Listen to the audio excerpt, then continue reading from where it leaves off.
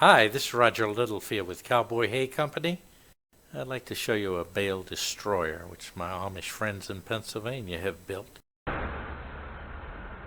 You'll notice here there are 3 large bales. The one all the way into the machine is being torn apart. The second one, we need that there to have the strings cut preparatory to going into the machine. The third bale has the purpose of holding that second bale upright and not having one flake fall over anything. So you basically need to keep 3 bales on the table at all times.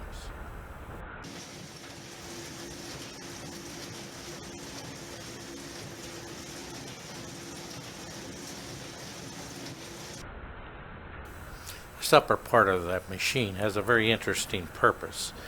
As the fingers pull the bale apart, what we're trying to prevent is the high density flakes from going into that 2-string baler and shearing a pin. Those fingers will take the high density pieces and throw them back down, and they will go through the tearing up procedure a second time.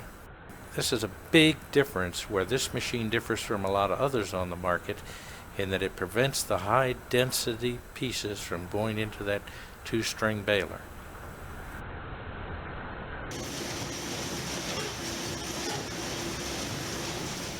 You'll notice now the hay falling down to that conveyor is all loose hay, no chunks. It's going right into the 2-string baler. You can see that dust being exhausted up out of the building. That's an essential part of the setup.